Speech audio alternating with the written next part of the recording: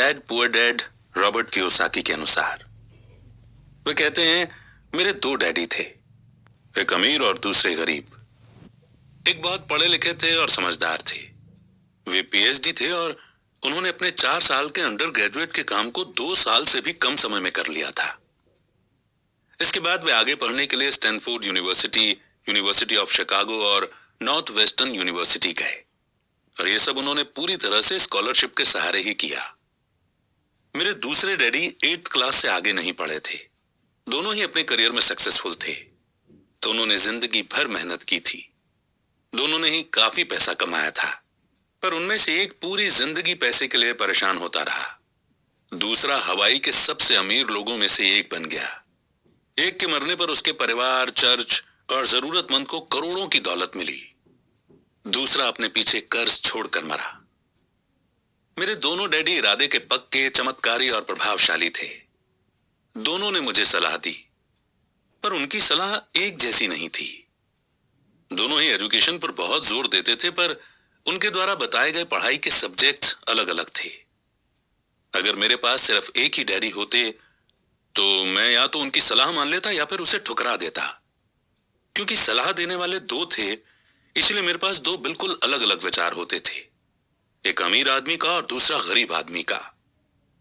किसी भी एक विचार को सीधे सीधे मान लेने या न मानने के बजाय मैं उनकी सलाह पर काफी सोचा करता था, उनकी तुलना करता था और फिर खुद के लिए फैसला किया करता था। समस्या ये थी कि अमीर डैडी अभी अमीर नहीं थे और गरीब डैडी अभी गरीब नहीं थे। दोनों ही अपना करियर शुरू कर रहे थे और दोनों ही दौलत और परिवार के लिए मेहनत कर रहे थे, पर पैसे के बारे में दोनों के विचार और नजरिए एकदम अलग थे। एग्जाम्पल के तौर पर एक डैडी कहते थे कि पैसे का मोह ही सभी बुराइयों की जड़ है, जबकि दूसरे डैडी कहा करते थे पैसे की कमी ही सभी बुराइयों की जड़ है। जब मैं छोटा था तो मुझे दोनों डैडियों की अलग अलग सलाह से दिक्कत होती थी। एक अच्छा बच्चा होने के नाते मैं दोनों की बातें सुनना चाहता था। परेशानी ये थी कि दोनों एक जैसी बातें नहीं कहते थे। उनके विचारों में जमीन आसमान का फर्क था, खासकर पैसे के मामले में। मैं काफी लंबे समय तक ये सोचा करता कि उनमें से किसने क्या कहा और क्यों कहा और उसका नतीजा क्या होगा। मेरा बहुत सा समय सोच विचार में ही गुजर जाता था। मैं खुद से बार बार इस तरह के सवाल पूछा करता, उन्होंने ऐसा क्यों कहा? और फिर दूसरे डैडी की कही हुई बातों के बारे में भी इस तरह के सवाल पूछता। काश मैं ये बोल सकता कि हाँ वे बिल्कुल सही हैं, मैं उनकी बातों से पूरी तरह से सहमत हूं, या ये कहकर मैं सीधे उनकी बात ठुकरा सकता था, बुढ़े को यह नहीं पता कि वो क्या कह रहा है। अब क्योंकि दोनों ही मुझे प्यारे थे, इसलिए मुझे खुद के लिए सोचने पर मजबूर होना पड़ा। इस तरह सोचना मेरी आदत बन गई, जो आगे चलकर मेरे लिए बहुत फायदेमंद साबित हुई। अगर मैं एक ही तरह से सोच पाता तो ये मेरे लिए इतना फायदेमंद नहीं होता। पैसों का सब्जेक्ट स्कूल में नहीं बल्कि घर पर पढ़ाया जाता है। शायद इसीलिए अमीर लोग और ज्यादा अमीर होते जाते हैं, जबकि गरीब और ज्यादा गरीब होते जाते हैं, और मिडिल क्लास कर्ज में डूबा रहता है। हम में से ज्यादातर लोग पैसे के बारे में अपने माता पिता से सीखते हैं। कोई गरीब पिता अपने बच्चों को पैसे के बारे में क्या सिखा सकता है? वो सिर्फ इतना ही कह सकता है कि स्कूल जाओ और मेहनत से पढ़ो। हो सकता है वो बच्चा अच्छे नंबरों से कॉलेज की पढ़ाई पूरी कर ले, फिर भी पैसे के मामले में उसकी मानसिकता और उसके सोचने का ढंग एक गरीब आदमी जैसा ही बना रहेगा। ये सब उसने तब सीखा था जब वो छोटा बच्चा था। पैसों का टॉपिक स्कूलों में नहीं पढ़ाया जाता। स्कूलों में एकेडमिक और प्रोफेशनल स्किल्स पर जोर दिया जाता है, न कि पैसों से जुड़े स्किल पर। इससे यह साफ हो जाता है कि जिन स्मार्ट बैंकर्स, डॉक्टर्स और अकाउंटेंट्स के स्कूल में अच्छे नंबर आते हैं, वे जिंदगी भर पैसे के लिए संघर्ष क्यों करते हैं। हमारे देश पर जो भारी कर्ज लदा हुआ है, वो भी काफी हद तक उन बेहद पढ़े लिखे राजनेताओं और गवर्नमेंट ऑफिसर्स के कारण हुआ है, जो इकोनॉमिक पॉलिसी बनाते हैं। और मजे की बात यह है कि वो पैसों के बारे में बहुत कम जानते हैं। मैं अक्सर नई सदी में आने वाली समस्याओं के बारे में सोचता हूं। तब क्या होगा जब हमारे पास ऐसे करोड़ों लोग होंगे जिन्हें फाइनेंशियल और मेडिकल हेल्प की जरूरत होगी। पैसों से जुड़ी मदद के लिए या तो वे अपने परिवारों पर या फिर गवर्नमेंट पर निर्भर होंगे। क्या होगा जब मेडिकेयर और सोशल सिक्योरिटी के पास का पैसा खत्म हो जाएगा? किस तरह कोई देश तरक्की कर पाएगा अगर पैसे के बारे में पढ़ाई की जिम्मेदारी माता पिता के ऊपर छोड़ दी जाएगी, जिनमें से ज्यादातर गरीब हैं या गरीब होंगे। क्योंकि मेरे पास दो प्रभावशाली डैडी थे, इसलिए मैंने दोनों से ही सीखा। मुझे दोनों की सलाह पर सोचना पड़ता था। इस तरह से सोचते सोचते मैंने यह भी जान लिया कि किसी इंसान के विचार उसकी जिंदगी पर कितना जबरदस्त असर डाल सकते हैं। एग्जाम्पल के तौर पर एक डैडी को यह कहने की आदत थी, मैं इसे नहीं खरीद सकता। दूसरे डैडी इन शब्दों के इस्तेमाल से चिढ़ते थे। वे जोर देकर कहा करते थे कि मुझे इसके बजाय यह कहना चाहिए कि मैं इसे कैसे खरीद सकता हूं। पहला सेंटेंस नेगेटिव है और दूसरा सवाल उठाने वाला, तो पहले में बात खत्म हो जाती है और दूसरे में आप सोचने के लिए मजबूर हो जाते हैं। मेरे जल्द ही अमीर बनने वाले डैडी ने मुझे समझाया कि जब हम कहते हैं कि मैं इसे नहीं खरीद सकता, तो हमारा दिमाग काम करना बंद कर देता है। इसके बजाय जब हम ये सवाल पूछते हैं कि मैं इसे कैसे खरीद सकता हूं, तो हमारा दिमाग काम करने लगता है। उनका ये मतलब नहीं था कि आपका जिस चीज पर दिल आ जाए उसे खरीद ही लें। वे लगभग दीवानगी की हद तक अपने दिमाग को कसरत करवाना चाहते थे, क्योंकि उनके ख्याल से दिमाग दुनिया का सबसे ताकतवर कंप्यूटर है। मेरा दिमाग हर रोज तेज होता जाता है क्योंकि मैं इसकी कसरत करता रहता हूं। ये जितना तेज होता जाता है, मैं इसकी मदद से उतना ही ज्यादा पैसा कमा सकता हूं। उनका मानना था कि यह कहना कि मैं इसे नहीं खरीद सकता दिमागी आलस की पहचान है। हालांकि दोनों ही डैडी अपने काम में कड़ी मेहनत करते थे, पर मैंने देखा कि पैसे के मामले में एक डैडी की आदत यह थी कि वह अपने दिमाग को सुला देते थे और दूसरे डैडी अपने दिमाग की लगातार कसरत करवाते रहते थे।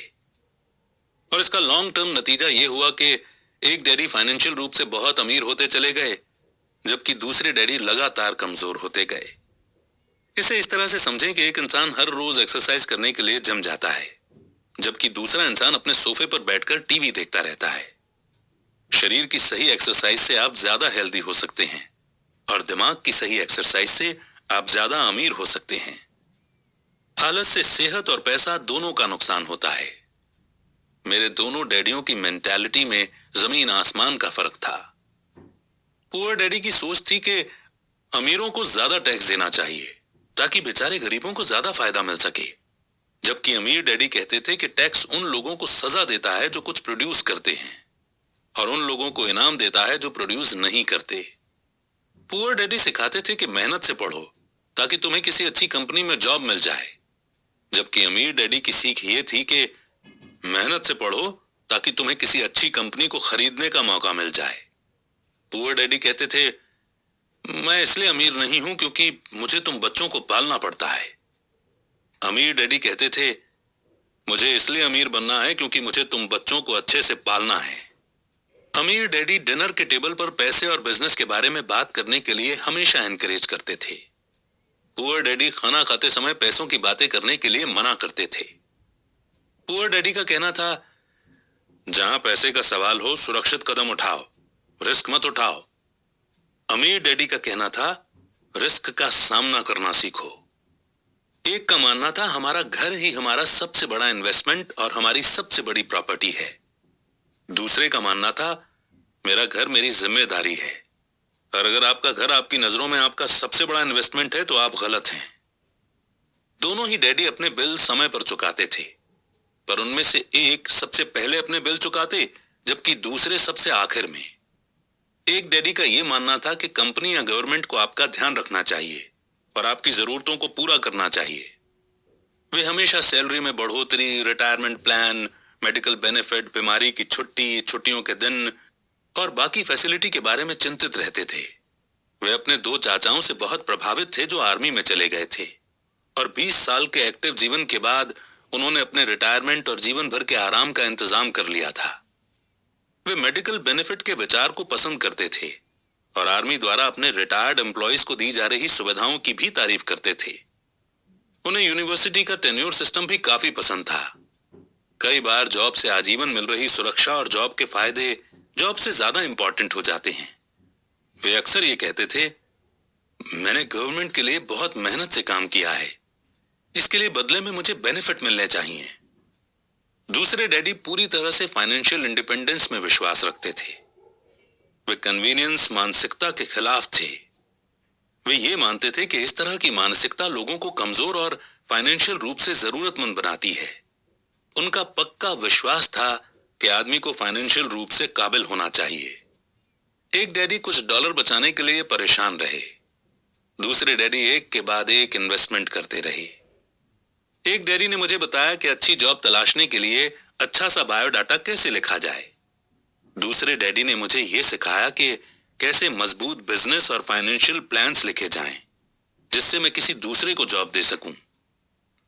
दो प्रभावशाली डैडियों के साथ रहने के कारण मुझे एनालाइज करने का मौका मिला कि उनके विचारों का उनके जीवन पर कितना असर हो रहा है।